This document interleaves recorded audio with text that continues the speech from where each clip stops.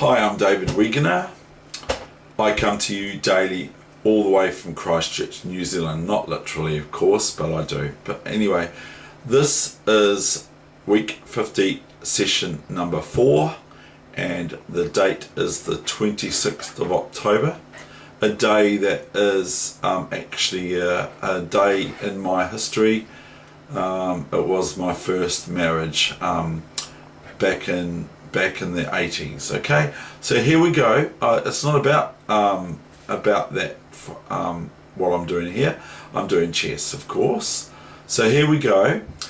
This is a game I played of last night at the Canterbury Chess Club, and the same opponent I've had last time, I had to play the same opponent again because some people hadn't arrived to the chess club last night. So I had the person that was in second place play me again. And why do I say all this? Well, the thing is that last time I reached a bishop and a knight and a king versus a king position with him, and I duly won that game with the white pieces. Well, last night I was with the black pieces and it almost ended up in that same position. So what's the big hoo-ha about that? Well, the chances of getting a bishop and a knight and a king versus a king endgame are 1 in 4,000. Well, then I asked, well, what's the chances of that occurring twice with the very same person? And the second game that we played, a match game, and it's 1 in 16 million or something. So that's pretty amazing, eh? So here we go. This is the game, and I have forgotten to put my clock on, so I will try and keep it to a minimum the whole game itself. So I hope you enjoy it. A very, very good game actually, and I'm quite impressed with this player who is from Russia. So this player plays according to the recognition of Russian chess players. So here we go. I'm black and it's in English, okay, and I've taken some of the ideas from Super Grandmaster Nikolic. That's how I say it. Anyway, here we go.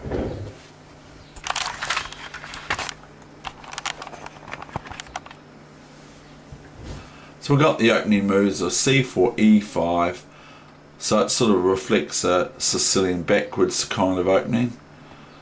Knight c6, g3, g6, bishop g2, everything is all quite bishop g7. Now white it would not be a good idea for white to remove this knight, even though it does double up my pawns.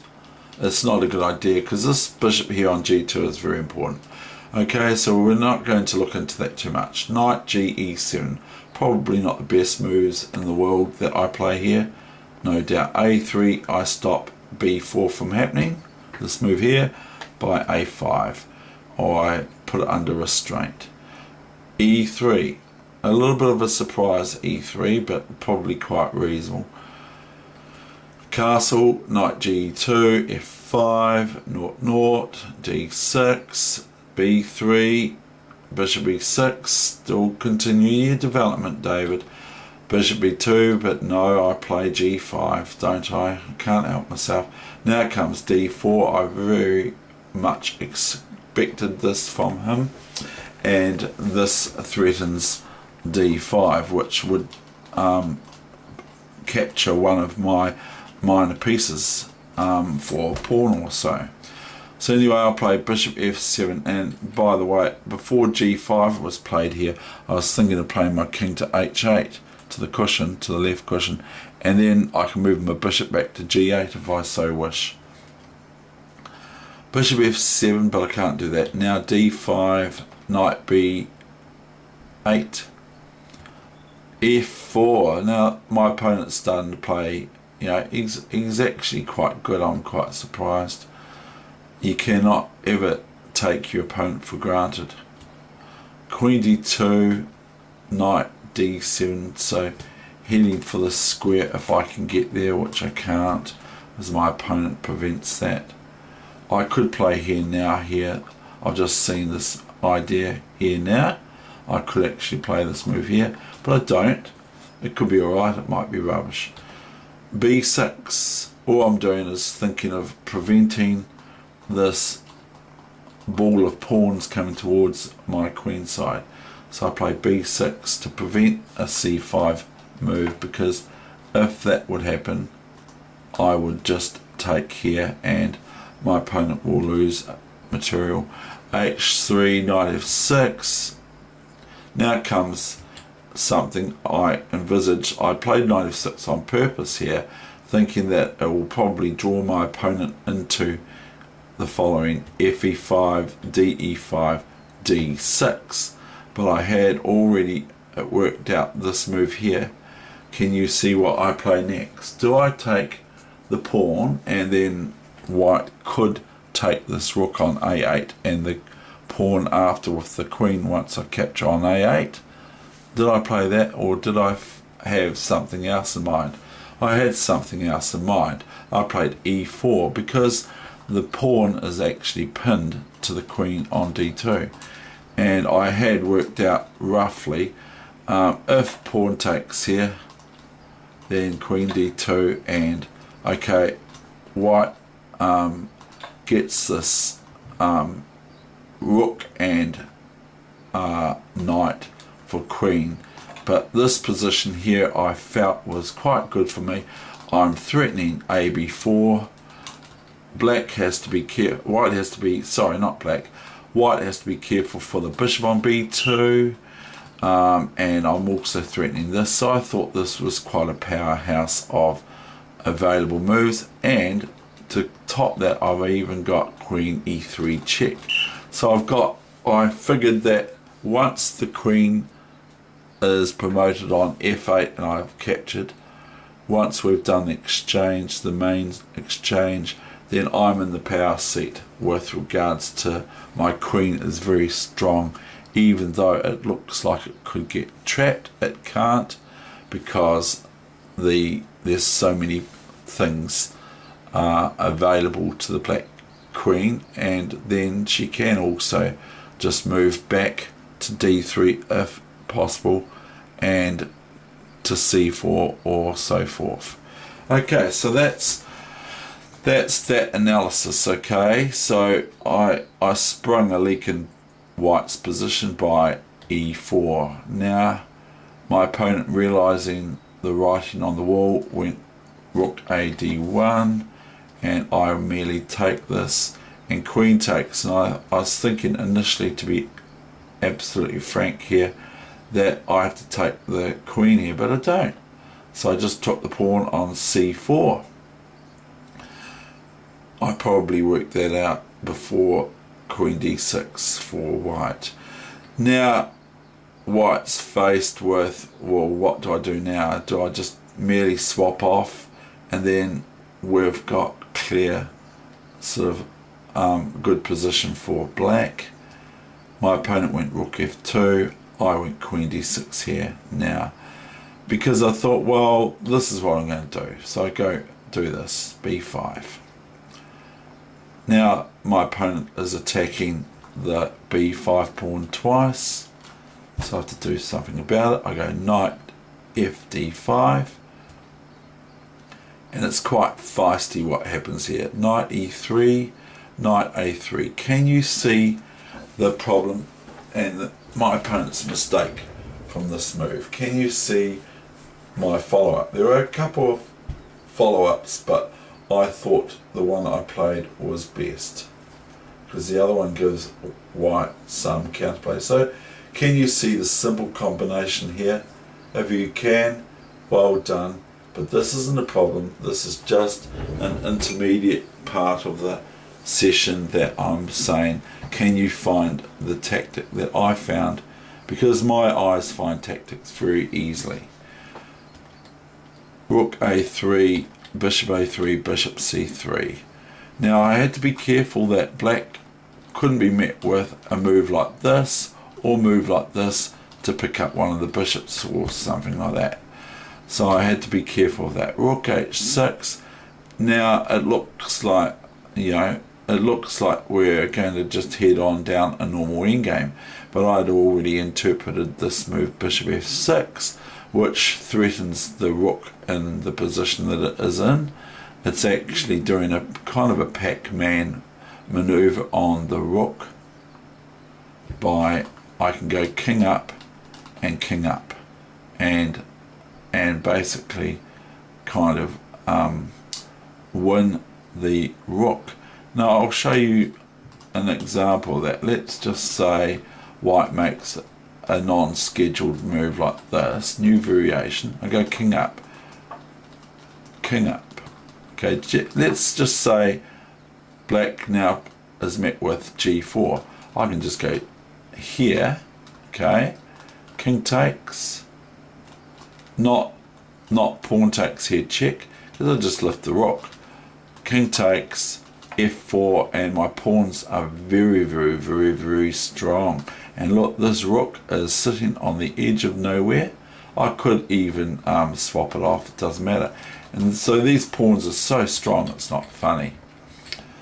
So my opponent, after bishop f6, is left in a bit of a peril, but my opponent actually played really, really well. Bishop e4. So now if I take the bishop on e4, black would be met with, why do I always get it wrong? White would be met with black would be, and it's not going to be an outtake for that, black would be met with simply rook h or f6, and then it's not too bad, eh? I don't think it's too bad.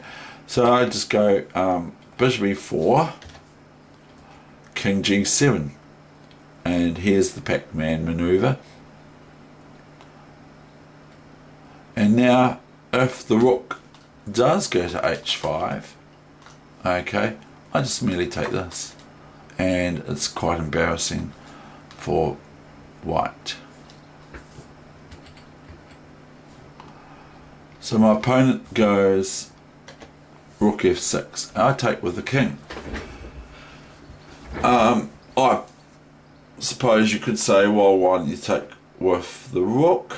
Well, because I have to be careful of this b5 move, because at the end of the day, because that would be attacking my knight, which would be en prise and other things. So my opponent goes bishop b2. Now I was actually thinking of going king g6, but that just pins my pawn on f5 to the bishop. That can move back, something like that, I don't know. I'm not a grandmaster, of course. So king e6, and my pawn is pinned also to the rook being able to capture my rook on f8. I'm starting to think, oh no, we're possibly going to enter into, I'm a piece up here, and we are possibly going to end up in another similar endgame as last time. So here he's going bishop c1. Now if I go here, big mistake, blunder. Do you know why? Very, very simple. I hope you see it very quickly. So I'll be quick, bishop e3. And now what do I do? Okay, bishop, I have to play here, do I? And then here, and then here, and then probably white's winning now, because king f2, and it's looking pretty good for white. Or draw. So f4 is no good. I play knight e d5. Knight on d5 is taken with check with bishop d5. If I go bishop d5 or king d5, that would lose my knight on e3. So we go knight d5. Now it's starting to look like tentative. Bishop g5, knight b4. Again, making sure that rook here doesn't pick up one of my pieces, which it doesn't, or something else. g4, see, my opponent is playing very, very well here. Now if I just go rook g8, then my opponent can just play rook f5, and they've got 2 pawns and they're good. So I've got to be so careful here. Bishop d3. So I do not want to take with rook, because then it's going to be a draw at best.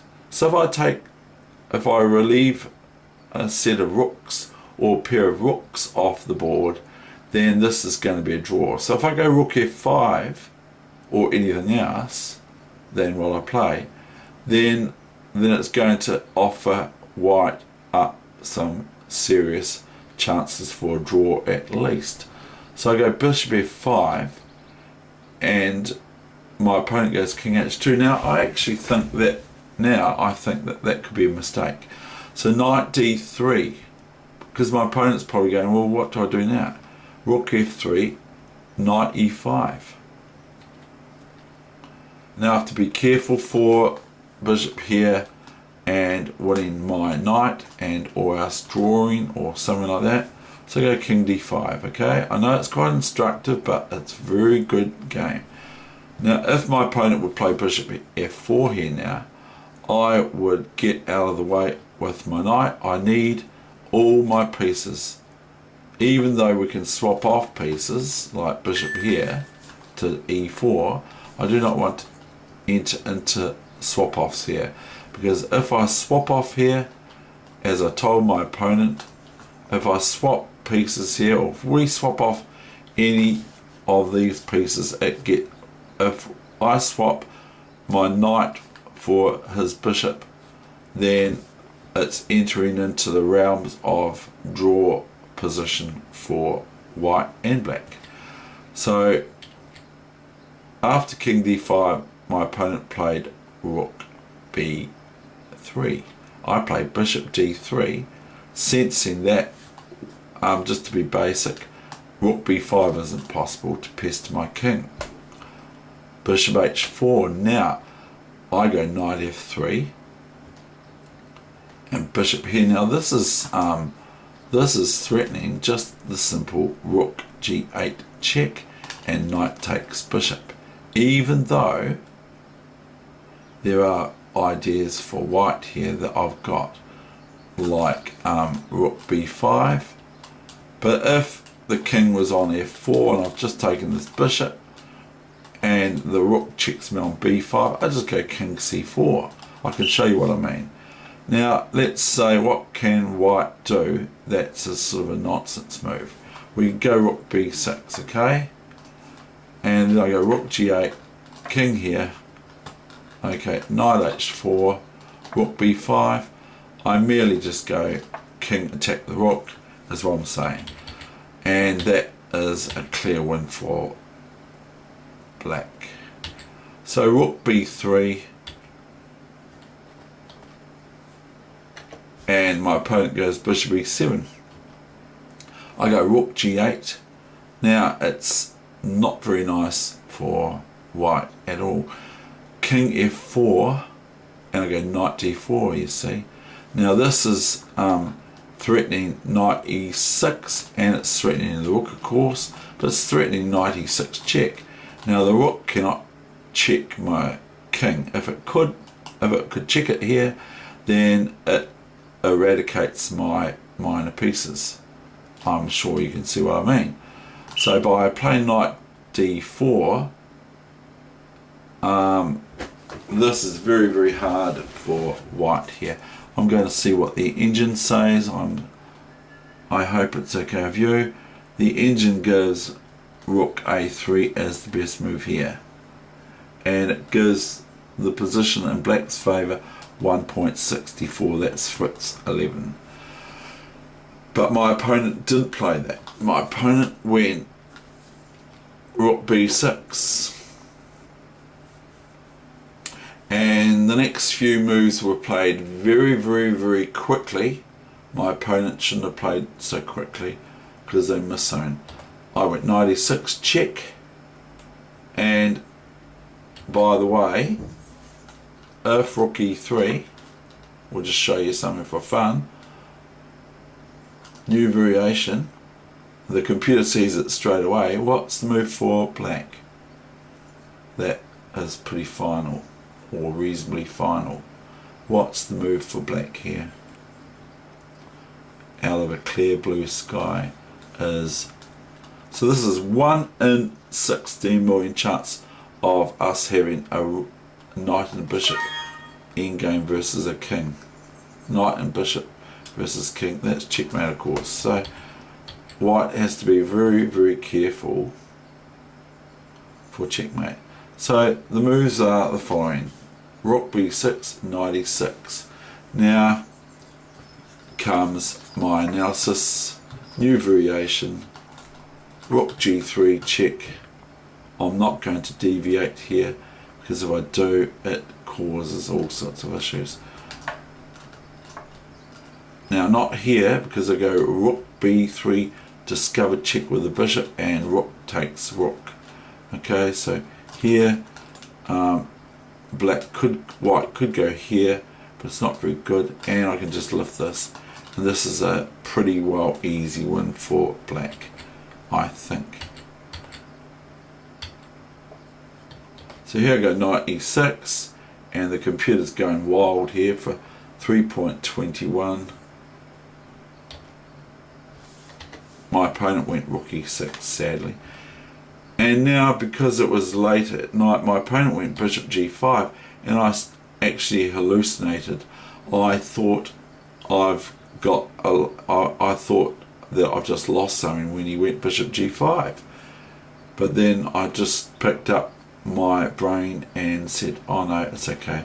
King d5. Now watch how I just encircle the white squares. I do not go on black squares anymore, except for this check. King g4, bishop f3. Now the final. Now it's just saying 5.27. It reports or purports from the computer. Bishop e7, no problem. Rook f3 check. King e4, bishop g5, king f5. David's playing with this like it's a morsel. King g4, bishop e7, bishop g6, bishop g6, bishop e4, king h2, rook f1, and white resigned. Why did white resign? Any move, doesn't matter what move, is rook h1 is checkmate. So white can play any move on the board, can't move their king, can move their bishop somewhere, or the pawn, and that's all. And then rook h1 is checkmate. Thank you very much. I hope you enjoyed that game. I certainly enjoyed it. I complimented my opponent, who has only been playing chess for about 10 years or something like that. I can't tell. So I'm really impressed with my opponent's play. There's something in the blood for Russians that they're very, very good at chess.